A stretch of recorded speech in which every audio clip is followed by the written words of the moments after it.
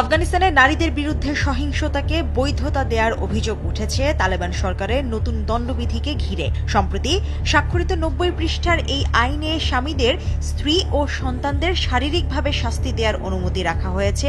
শর্ত শুধু একটাই যে তাতে হাড় ভাঙা বা ক্ষত সৃষ্টি হওয়া যাবে না। তালেবানের নেতা হিবাতুল্লাহ আখুনজাদা এই দণ্ডবিধিতে স্বাক্ষর করেছেন। নতুন আইনে আফগান সমাজকে ৪টি শ্রেণীতে বিভক্ত করা হয়েছে: উলামা, ধর্মীয় আলেম, আশরাফ, এলিট, মধ্যবিত্ত এবং নিম্নবিত্ত। অভিযোগ উঠেছে একই অপরাধের ক্ষেত্রে শাস্তি নির্ধারণে অপরাধের প্রকৃতি বা গুরুতরতার চেয়ে অভিযুক্তের সামাজিক অবস্থানকে প্রাধান্য দেওয়া হয়েছে।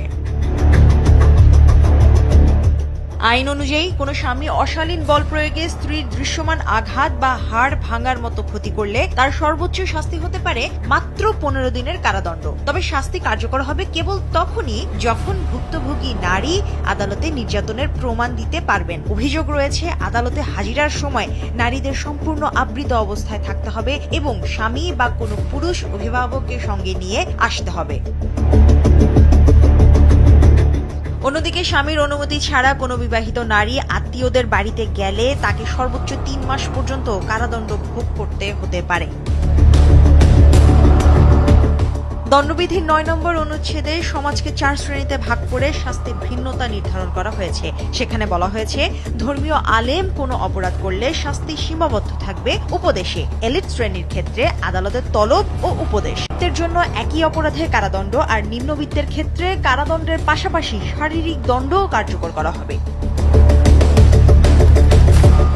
গুরুতর অপরাধের ক্ষেত্রে শারীরিক দণ্ড কার্যকর করবেন ইসলামী আলেমরা, সংশোধনাগার কিংবা কারা কর্তৃপক্ষ নয়। নতুন এই দণ্ডবিধির মাধ্যমে ২০০৯ সালে প্রণীত নারীর প্রতি সহিংসতা বিলোপ আইন বাতিল করা হয়েছে, যা যুক্তরাষ্ট্র সমর্থিত আগের সরকারের আমলে চালু ছিল। মানবাধিকার সংস্থাগুলোর দাবি, এই পরিবর্তন নারীদের সুরক্ষাকে কার্যত অকার্যকর করে দিয়েছে। এদিকে ব্রিটিশ সংবাদ মাধ্যম দ্য ইন্ডিপেন্ডেন্টের প্রতিবেদনে বলা হয়েছে, নতুন আইনের সমালোচনা করতে মানুষ ভয় পাচ্ছে। এমনকি নাম প্রকাশ না করার শর্তেও কেউ কথা বলতে রাজি নন। কারণ তালেবানের সাম্প্রতিক এক নির্দেশনায় বলা হয়েছে, নতুন দণ্ডবিধি নিয়ে আলোচনা করাও শাস্তিযোগ্য অপরাধ।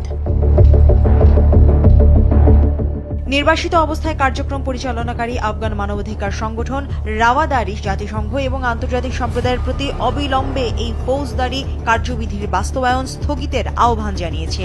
সংগঠনটি সব ধরনের আইনি উপায় ব্যবহার করে আইনটি কার্যকর হওয়া ঠেকাতে আন্তর্জাতিক মহলের হস্তক্ষেপ কামনা করেছে।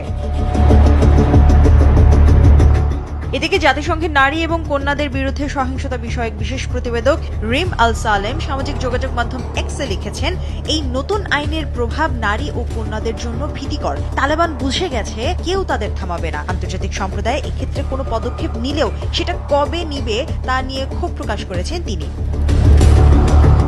মুশরিফা নুসরাত, দেশ টিভি।